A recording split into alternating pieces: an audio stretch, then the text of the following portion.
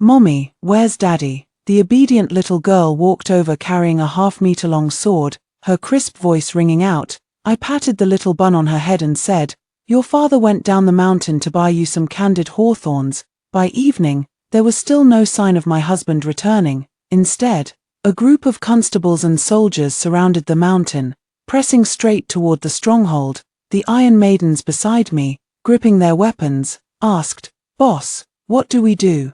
"The soldiers have the whole mountain surrounded." I froze. This shouldn't be happening. Didn't I avoid the original plot? This time, I didn't kidnap the male lead, but when I followed the crowd outside, I saw an official bowing to my delicate and handsome husband. "Your Highness the Crown Prince, you've suffered this time." After speaking, he even glared at me fiercely. My husband's gaze also swept over. Those usually affectionate eyes were now coldly fixed on me, as if looking at a stranger. My heart skipped a beat. No way. Someone tell me, how did my sickly, amnesiac little scholar turn into the current crown prince? Hello, everyone. Welcome to my channel. Subscribe us to read wonderful novels every day. Now the story begins. Before I transmigrated here, this mountain stronghold was still a notorious bandit den. I had taken advantage of the situation to abduct the male lead Li Yuan, causing him to be separated from the female lead Jiang Ruo and delaying their destined romance. Within a few years, the male lead would lead troops to completely eradicate the stronghold, on the grounds of harboring criminals suspected of assassinating the crown prince. But after arriving here, I discovered this stronghold wasn't as evil as the book had described. The village was home only to landless peasants, homeless women, and starving wandering children. I had thought to simply walk away, to hell with the plot or whatever, yet I couldn't bring myself to leave them be, and in the end, with my martial skills, I became the leader of this place. I carried out sweeping reforms in the mountain stronghold, and its people no longer engaged in villainy or crime. The men and women of our village are all trained in martial arts, while making their living primarily through farming and hunting. As for the orphan children, we do our best to send them to learn skills like embroidery, weaving, and carpentry. Occasionally, our mountain stronghold would rob the rich to aid the poor. But only those wealthy landlords who lacked compassion. In short, over these past few years, we haven't engaged in any acts of arson, murder, or plunder. As time passed, the surrounding villagers no longer resisted our presence, nor did they turn pale at the mention of our stronghold. Life in the village is good, but when I reached a certain age, I inevitably faced the annoyance of being pressured to marry. According to the plot, I was supposed to accidentally abduct the male lead dressed in splendid attire when descending the mountain this year, ruining his affair with the female lead and provoking his fury. After the crown prince's death in the original story, the male lead inherited the throne as a member of the imperial clan. After the male protagonist slaughtered the entire village, we were all dead as doornails. I'm as timid as a mouse and dare not challenge the plot gods head-on. So I decided to steer clear of the male protagonist. When that day came, I watched from the shadows as the female protagonist picked up the male protagonist, and only then did I dare to leave with peace of mind. Little did I expect that on my way back, I'd find a blood-soaked man by the river. The man was dressed like a scholar, lying headfirst in the water. I dragged him out and felt for a pulse. He was still breathing. So I carried him straight back to the village and found a barefoot doctor to treat him. When I got a clear look at his face, well now, those sharp brows and starry eyes, handsome enough to rival Pan and himself, but I silently repeated to myself, don't pick wildflowers by the roadside. When the man woke up and saw himself wrapped in bandages, his face also showed surprise. He tidied his appearance slightly, his complexion somewhat pale, yet still mustering the strength to thank me. This humble one offers deepest gratitude to you, brother, for this life-saving grace. I shall surely repay it 100-fold in the future. Seeing him awake, I was even more astonished by his celestial beauty. Should I just pick some wildflowers instead? In my panic, I blurted out, "How about you pledge yourself to me in marriage?" The man seemed to freeze for a moment, then coughed twice more violently, this time bringing up blood. I was afraid he might cough himself to death. He spoke each word deliberately. This humble scholar has no penchant for the dragon young preference. Only then did I remember that I was still dressed in male attire, so I removed my hair tie, With a gentle shake of my head, my silken tresses cascaded down instantly, casually striking a pose before him. I declared, nor do I share the cut-sleeve inclination. For a long time, there was no response from the other party. Blushing furiously, I stammered, I was being reckless, just joking. I lowered my head to stare at my toes, lightly tapping the ground as if indifferent. The man stepped forward, took the jade pendant from his chest, and said solemnly, "Forgive my boldness, but I offer myself to you." I looked up in surprise, just in time to meet his gaze. At that moment, his eyes were like a clear spring, and I could distinctly see my own reflection in them. And so, this man became my husband. It was only later that I learned he had already lost his memory when he woke up that day. That person was way too calm at the time. Now it's my turn to lose composure, worrying I might have made someone into a Qin Xianglian. I asked directly, "Then do you remember getting married?" He thought for a moment, then pointed at the jade pendant hanging from me. "No. But I vaguely remember this pendant was extremely important, something I'd only give to my wife." Only then did I feel relieved. Though we had only known each other for a few days, I already trusted his character. But little did I expect that it would be precisely because of this jade pendant that I would directly cross paths with the female lead. 5 years later, before I could even react, the male lead captured me and threw me into prison. As for the reason, it was actually for abducting the Amnesiac crown prince. Good heavens, even with 10 lives I wouldn't dare do such a thing. Now I find myself in prison, seemingly in a luxurious single cell. Meanwhile, my fellow villagers are all locked up elsewhere. And the female lead from the book is currently looking at me with slight displeasure. "You country bumpkin, how dare you trick the crown prince into giving you his jade pendant?" My hair was disheveled as I sat on the haystack, looking every bit the village woman, but I still defended myself. "What? I didn't swindle this jade pendant, darling, he gave it willingly." The female lead's voice suddenly turned shrill.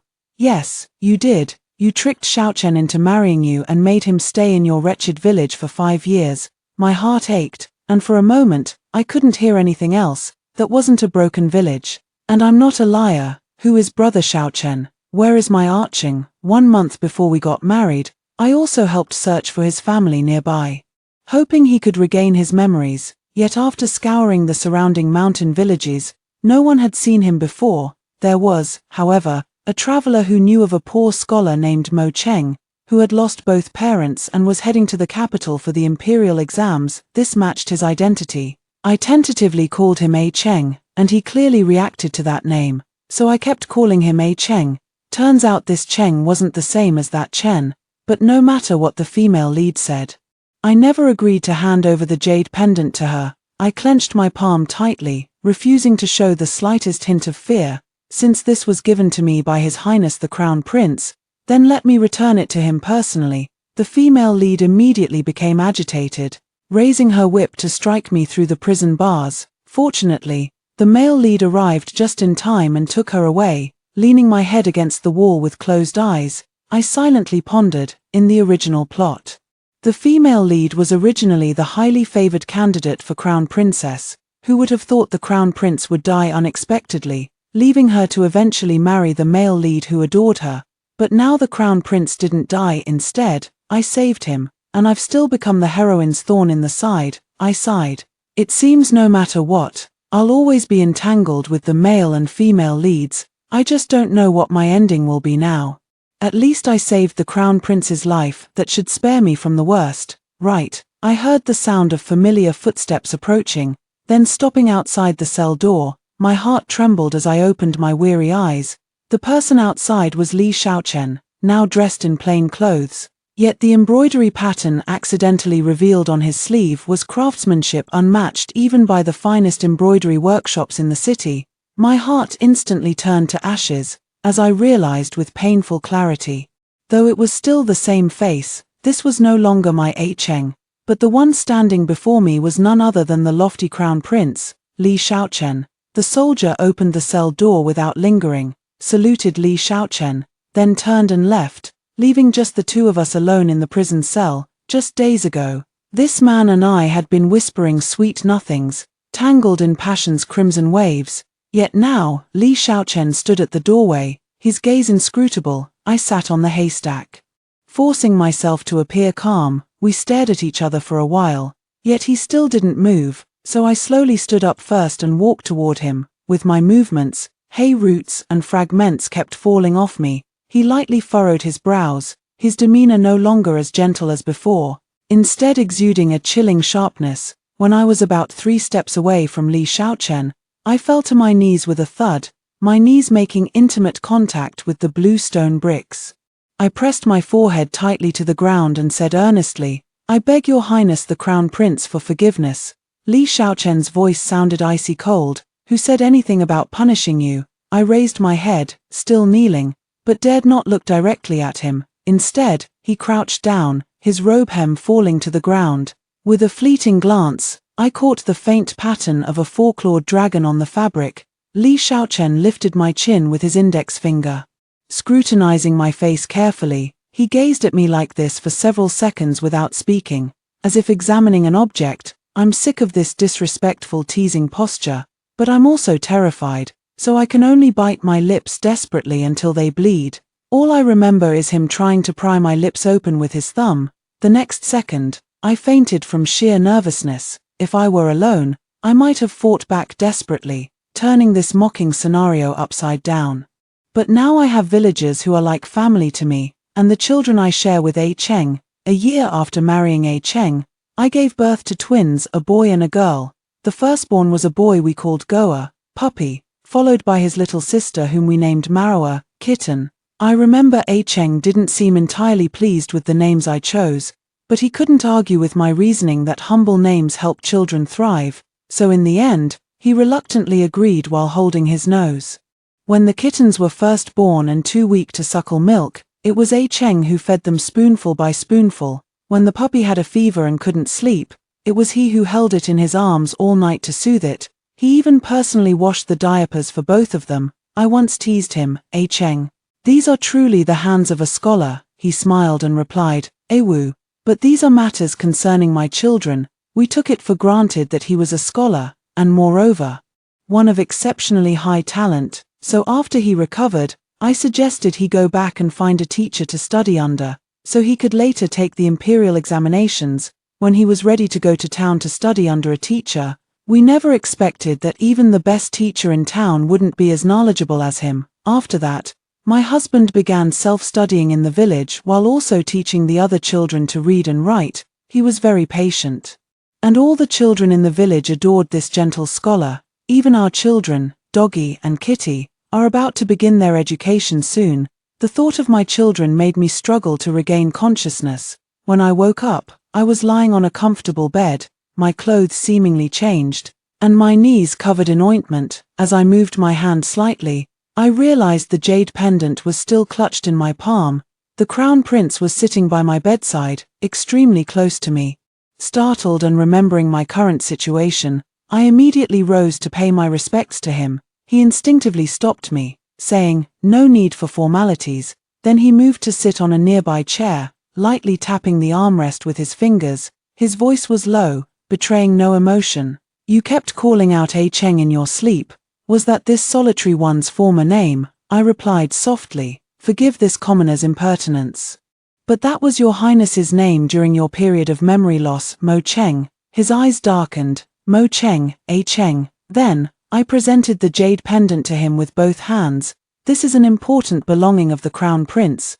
This commoner returns it to its rightful owner." His gaze wasn't fixed on the jade pendant, but rather lingered on the red mole on the back of my hand, as if somewhat puzzled. He must have forgotten that just a few days ago, in a moment of passion, he had licked this very spot. After a long pause, he didn't take the pendant. "You keep it for now." I looked up, realizing his appearance now was scarcely different from when we first met 5 years ago, but now there stands an insurmountable chasm of status between us. At that moment, I heard clamoring noises outside the door, seemingly mixed with the cries of children. A thin, hesitant voice sounded at the doorway. "Reporting to your highness the crown prince, there are 2 children crying and making a fuss, saying they want to find their father and mother." Anxiously looking toward the door, I tried to rise from the bed but nearly tumbled over. Li Xiaochen's hand steadied me. "Bring them in." The door opened, and the eunuch led in 2 children, our own, dog held Cat's hand, both faces streaked with tears. The moment they saw me and Li Xiaochen, the children came running with loud wails. Father, mother, where have you been? We couldn't find you anywhere. Bad people took us away. My heart ached as if cut by a knife, and I wanted to crouch down to hold them. Li Xiaochen gripped my wrist tightly, his fingers digging in painfully. Hu Qinwu, are these both my children? The pain forced a muffled groan from me. Thinking Li Xiaochen was angry and fearing he might harm the two children, I pleaded, Your Highness, forgive this common woman's rudeness. The cat and dog are indeed your children. Li Xiaochen's temples throbbed violently. Are you telling me my children are named Dog and Cat? Damn it, I let it slip. I stammered, yes, and you personally agreed to it. Li Xiaochen's face seemed to darken even further. Seeing that we hadn't noticed them, the puppy and kitten cried even louder. The kitten sobbed with its whole body trembling, reaching out to Li Xiaochen to be held. Daddy, don't you want me anymore? I feared Li Xiaochen might throw the kitten out. And the eunuch nearby quickly stepped in to stop him. Li Xiaochen waved his hand, signaling the eunuch to step back. He instinctively picked up the kitten, cradling her in his arms and soothing her. Don't cry, little kitten. The kitten looked at him. Father seems different today. I almost don't recognize you. As the child's words fell, the atmosphere in the room grew slightly awkward. I stood nearby holding the puppy, watching him. Fortunately, the growling sounds from the children's stomachs broke the awkward silence that was hard to describe. After he and I finished feeding the dog and cat, we finally managed to lull the two children to sleep. Once everything was settled, Li Xiaochen seemed to have a slight headache. Gently rubbing his forehead while staring intently at the sleeping faces of the children, he then turned to me and said, after I woke up, I couldn't remember anything from these past 5 years. Tell me about us, about you and me. He's finally here. For the crown prince to be taken as a mountain bandit's husband during his destitute days, what an immense humiliation. Surely I won't actually be sliced to death like in the original story, will I? After pondering for a moment, I told him a story about a female bandit chief who saved someone in the valley, only for that person to insist on repaying the favor, and I must emphasize, it was the rescued person Arching who insisted on repaying the kindness with his hand in marriage. Recalling the time I spent with Arching, a smile and nostalgia unconsciously surfaced in my eyes. Li Xiaochen noticed the smile in my eyes and asked in a deep voice, repaying kindness, are you saying you have done me a favor? Facing this man's expressionless face, I immediately sobered up, just as he had forgotten his identity as the crown prince back then. Now this man had also forgotten the 5-year interlude of being someone's husband. He feigned confusion as he spoke. But how is it that I heard from Li Yuan that after being taken as your mountain stronghold husband, my life became worse than death, that you would either beat or scold me in the stronghold, and that these two children were also forced upon me by you? Li Yuan is precisely the male lead's name. Male lead, you damned scoundrel. Couldn't you just live peacefully with the female lead? I bear you no grudge, so why must you treat a mere passerby like me this way? Once again, I shamelessly insisted, what this humble woman says is true. At that time, His Highness the Crown Prince, taken by my exceptional beauty, did indeed propose to take me as his own. Li Xiaochen's expression turned cold. So you're saying it was I who lusted after you, and you simply couldn't refuse? Trembling beside him, I nearly dropped to my knees.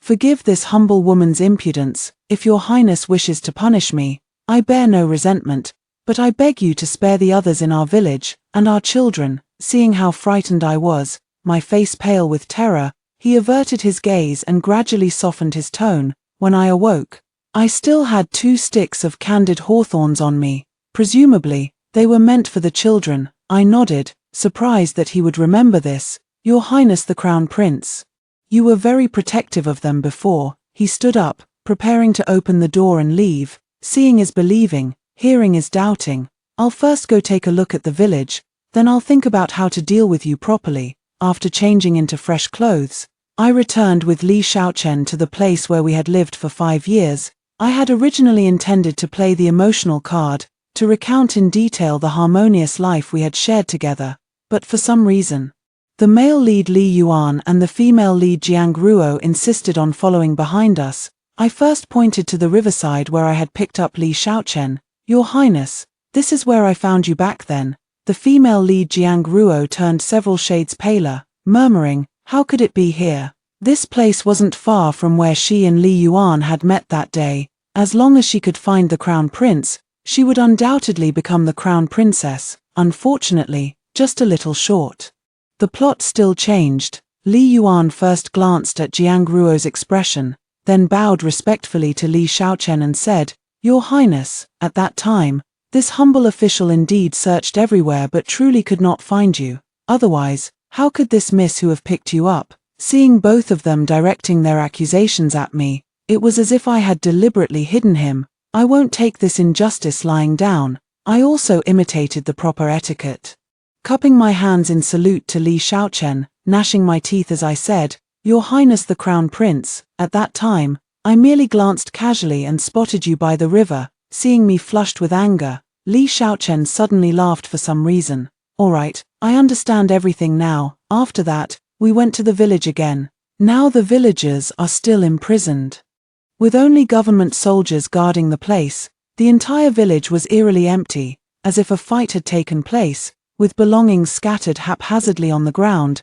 Li Yuan looked at the village with disdain, as if staying another second would harm his eyes. Jiang Ruo couldn't believe it. His Highness the Crown Prince lived here for 5 years. This place is too shabby, even worse than my family's servants' quarters.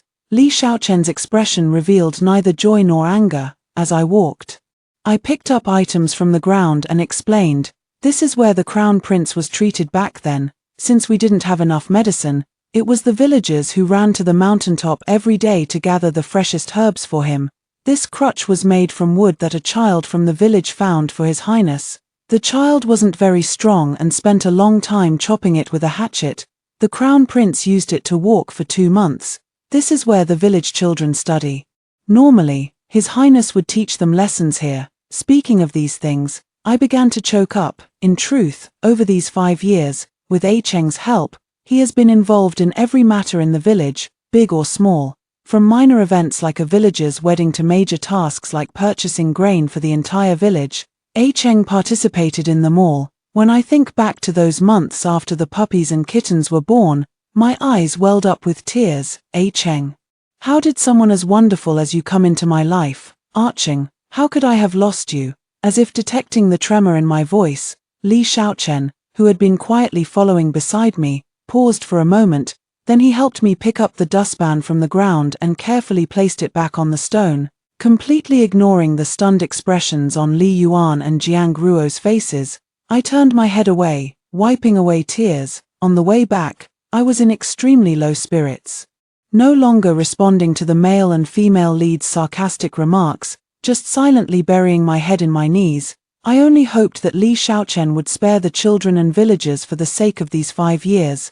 As for the rest, I wouldn't insist, just wishing to raise the children to adulthood. After Li Xiaochen returned, he locked me alone in the room, sending someone to deliver meals to me. I forced down a couple of bites, then wanted to go see the dogs and cats, but was stopped by the guards outside the door. Inside the room, I was on pins and needles.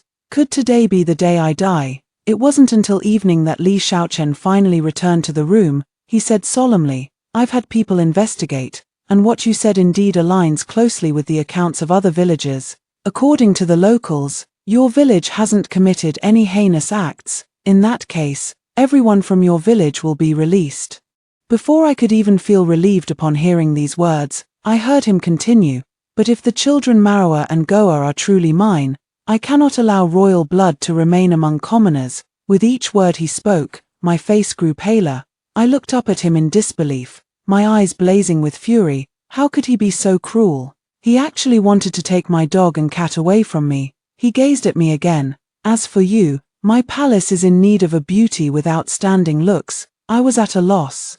But he extinguished the candle. In the darkness, I couldn't make out his face, only sensing him approaching me step by step. 5 years ago, while A Cheng was recovering from his injuries and had difficulty moving around, he often passed the time by reading books in his room. As for me, I frequently went into town to handle matters for the village. Once, while passing by a bookstore in the city, I brought back some writing brushes, ink sticks, paper, and inkstones along the way. Though not made of the finest material, it still cost me a good chunk of my private savings. At the time, I handed it to him with a silly grin, saying I looked just like those husbands bringing gifts to their wives. Hearing this, A Cheng, upon receiving it, gave a gentle smile and said, though unworthy, I too have a gift for A Wu. Later, he painted a portrait for me. The me in the painting reclines half lying on a chaise longue, with clusters of begonia flowers blooming nearby. What a perfect depiction of a beauty in spring slumber.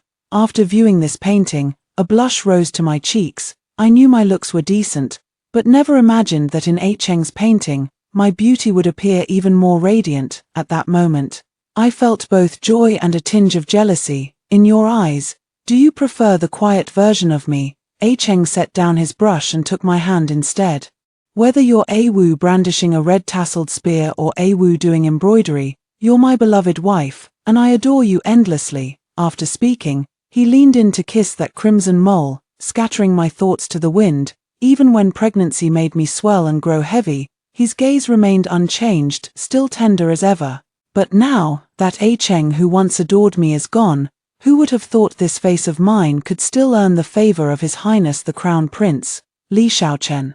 Hadn't he seen all sorts of beauties in the palace? Why did he act like he'd never seen a woman before? When I opened my eyes, Li Shaochen was being dressed by attendants nearby. My entire body ached as I lay on the bed, quietly pretending to be dead. Seeing that I was awake, the maidservants came to wash and dress me. I stiffly let these people attend to me, like an obedient puppet. Looking at the exquisitely made-up woman in the bronze mirror, I forced a smile. And the reflection in the mirror also revealed a bitter expression. Li Shaochen noticed me sitting motionless and tried to touch my face. With such dressing now, you look quite outstanding. But, why do I see you're not very happy? I jerked my head away sharply, trying to evade his hand. The sudden movement made the hair ornaments on my head sway with a tinkling sound. Such unladylike behavior was utterly unbefitting of a noble maiden, drawing soft giggles from the maids in the room. Before Li Shaochen could speak, the eunuch immediately commanded, "Take her away." The maid who mocked me was taken away by the guards with her mouth covered, and the others followed suit. Once again, I felt the Crown Prince's imposing authority. The next moment, I knelt stiffly before Li Shaochen, pleading with him sorrowfully for the first time. "Your Highness, this humble woman was wrong. I beg you not to take me back to the palace. Let me and my children stay here, or we can go far away." I didn't want to enter the palace, nor did I want Goa and Marua to go there. A mother from the wilderness, a pair of defenseless young children, how could they survive in the depths of the palace? By relying on Li Shaochen's fleeting favor, even if we could barely scrape by, would the one who survived still be me by then? Li Shaochen stood before me, faintly seething. "Since you claim to be a common woman, whose woman are you? Moreover, do you think it's safe outside the palace? How many assassinations would my children face? Even young children are not spared by our enemies." I truly hadn't anticipated this cruel reality. Once I recalled Li Shaochen's experience with amnesia, a chill ran down my spine. "We could change our names, no longer." Before I could finish speaking, the sound of a teacup shattering on the floor reached my ears. Li Shaochen bent down, gripping my chin. "Hu Qinwu. No longer what? If that's the case, why didn't you resist like this last night beneath me? You and my A Cheng are clearly the same person. What I give you now, you can only accept." I closed my eyes without answering, tears streaming down my face. "You are not the same person." A Cheng and I shared hearts that beat as one. As for Li Shaochen, even with my limited experience in judging people, I knew his interest in me was purely based on my looks, not to mention, if he were to ascend the throne in the future with 3,000 beauties in his harem, where would that leave me? Li Shaochen stormed out, slamming the door behind him, after which the eunuchs brought the two children over.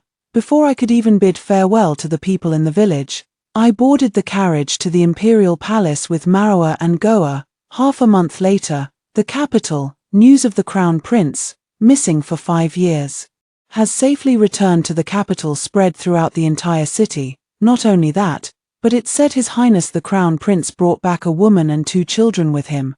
Thus, the old affairs between the male lead Li Yuan the female lead Jiang Ruo, and the crown prince were brought up again. After all, 5 years ago when Li Yuan traveled with the crown prince, one went missing while the other returned to the capital severely injured. In the end, Jiang Ruo, who was originally the crown princess candidate, married Li Yuan, a member of the imperial clan. There were also rumors circulating that the wife the crown prince married during his time in exile was a rustic village woman, completely illiterate and utterly uncouth. I was unaware of the rumors spreading outside.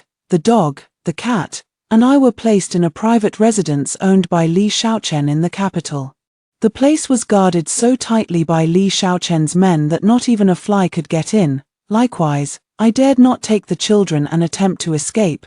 During this month at the private residence, Li Xiaochen became extremely busy upon returning to the palace. Even on the rare occasions we met, he would leave in haste after seeing the children. His presence grew more imposing than ever, always followed by a large entourage, drifting further away from the man I remembered. One day, Marwa and Goa came running to me, saying they missed their father terribly, but the crown prince's whereabouts weren't so easily discovered, and the surrounding maids and eunuchs wouldn't tell them either. Seeing their little faces full of disappointment, I asked a maid to fetch sticks, paper, and other materials so we could make kites together, just like my family used to do back in the mountain stronghold. As the kites soared into the sky, smiles finally appeared on the children's faces, and they began chasing each other to pull the kite strings. While jogging lightly with the kite string in hand, I turned my head and saw him standing in the shadows of the corner, dressed in white. I froze. As if seeing A Cheng, I ran over joyfully, calling out A Cheng, only to see Li Xiaochen's face instantly turn cold. He walked toward me gradually, and my smile slowly faded. 2 children ran over and jumped onto him. "Daddy, Mommy, come play with the kite, fly it high." That night, I don't know what madness possessed him, but his strength was greater than ever, and I could hardly bear it. In my daze, I heard him ask me, "We're the same person, so why can't you treat me as your husband?" In my stupor, I felt a warm flow against my neck. The next day, Li Xiaochen acted as if nothing had happened, only bringing over 2 matrons. He said, "Study the etiquette well. At the end of the month, you and the children will enter the palace together." The emperor and empress wished to see the children. I thought to myself, it seems they're going to officially acknowledge the children, but why would the emperor and empress want to see me as well? But seeing Li Xiaochen's expression, I wisely chose not to ask. Within a few days, Marwa and Goa's every gesture and movement became vastly different from before. Dressed in fine silks and satins, with lavish food and clothing, the 2 children now carried themselves like true royal descendants. I asked, "Do you like it here?" The cat and dog's eyes sparkled as they replied, "We love it here." I couldn't help but sigh deeply. Maybe I should make do with him. At least the children would have the best life possible. So when he came next time, I took the initiative, and sure enough, his expression softened noticeably. Soon it was time for the palace banquet. In the morning, Li Xiaochen first entered the palace to take me and our 2 children to meet the emperor and empress. I was uneasy, worried that the rumors outside might cause the emperor and empress to look down on the children. The emperor didn't say much when he saw me, merely bestowing some gifts before having the children step forward to pay their respects. It was said the emperor had been ill for a long time without recovery, but since the crown prince's return, his health had somewhat improved. The emperor met the 2 children and bestowed names upon them. The gentle and beautiful empress looked at me with gratitude. "Good child, thanks to you these past 5 years, Chenna has survived." I didn't know how to face the sincere empress, so I could only nod silently by the side. The empress clearly had experience caring for children. She was very kind to the 2 children, having her maids bring over some small toys and pastries. Before long, the cats and dogs were calling them Imperial Grandmother and Imperial Grandfather. I could see the emperor and empress shared a deep bond. But I didn't overlook the other beautiful palace consorts seated beside the empress, thinking that I too would face such circumstances in the future. I couldn't help but sigh deeply. Afterwards, I was taken by the empress to attend the palace banquet. At the palace banquet, the crowd was astonished to see an unfamiliar face accompanying the empress, leaving the scene in complete silence when the 2 young children appeared. Some guessed that I was the crown prince's woman, the so-called mountain village wild woman. I inevitably encountered Jiang Ruo, who was seated near the front of the banquet. Upon seeing me in full regalia, she merely bit her lip and stared at me with a pale face. By the time the Empress announced my identity and that of the children, her eyes were filled with disbelief. I took my seat at the head of the banquet table, aware of the many noblewomen around me sizing me up. During the meal, I overheard the guests nearby whispering, "What a pity her status is too low, she'll probably only become the crown prince's concubine, and the two children will likely be raised by the crown princess."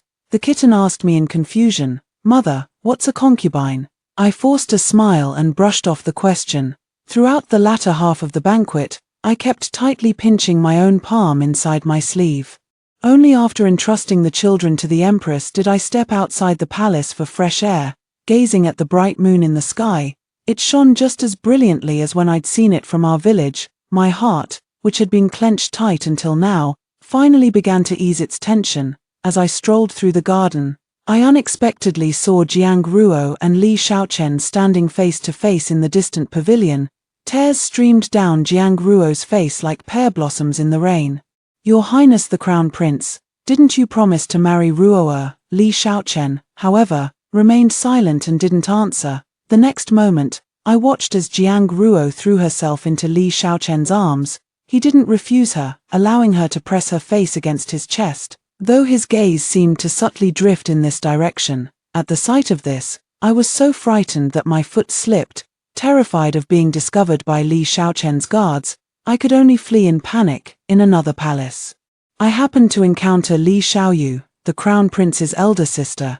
It was said that during these 5 years, as the emperor's health gradually declined, it was actually Princess Li Xiaoyu who secretly supported the crown prince's faction. Otherwise, the court would have long since rallied behind the male lead Li Yuan to ascend the throne. In the original story, she had intended to counterattack the male lead, but was ultimately assassinated.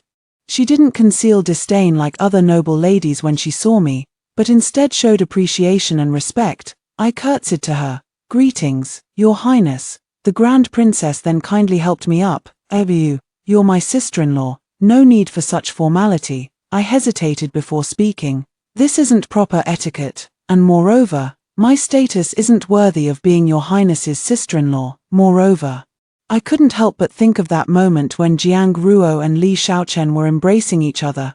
I thought to myself, "Your Highness, your sister-in-law is about to change." After hearing my words, her eyes filled with disapproval as she pointed to my jade pendant. "I have one just like this. Since my brother gave this to you, it means you hold a special place in his heart." Summoning my courage, I said, "Actually, that's because His Highness the Crown Prince has lost his memory."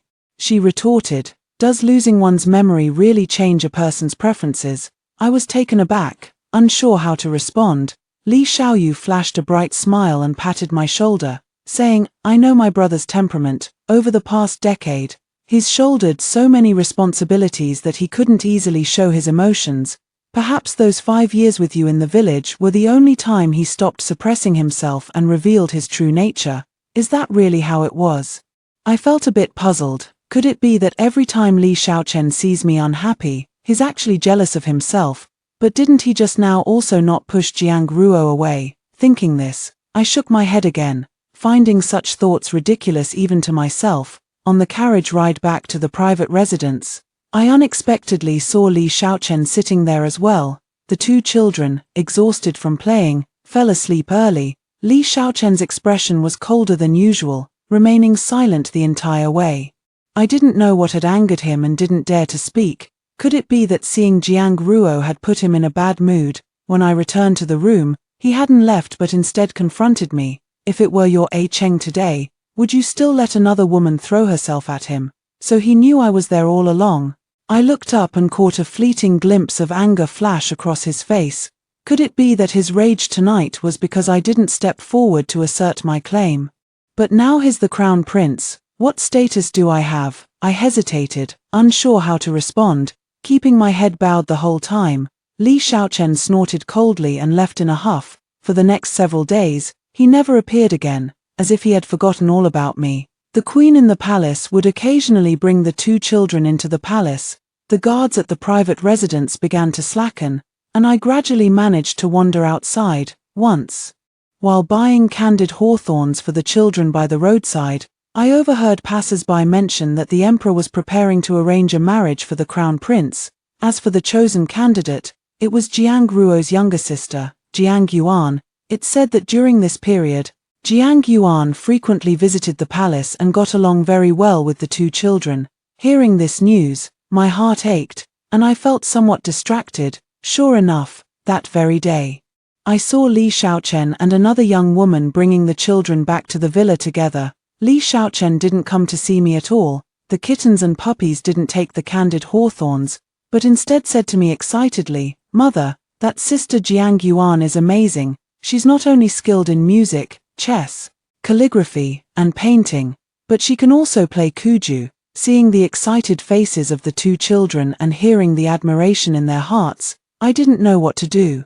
I thought perhaps Li Xiaochen had grown tired of me. As for the two children, perhaps I wouldn't be able to keep them in the end either. The next day, I received an invitation. It turned out Jiang Ruo had asked me out for a talk. Holding the invitation, I hesitated but ultimately decided to meet her. When I arrived at the lakeside pavilion, I realized her younger sister had come too. I asked her, "What did you want to discuss with me?" Jiang Ruo looked at me with pity in her eyes. "Hu Qinwu, your schemes have ultimately failed. My sister is about to become engaged to the crown prince. In a few days, during the hunting event, the emperor will announce this matter. If Jiang Yuan marries into the Eastern Palace, out of consideration for Jiang Ruo, the crown prince would probably treat her sister well out of guilt, wouldn't he? Then what should I do when that time comes?" I turned to look at Jiang Yuan, and sure enough, she was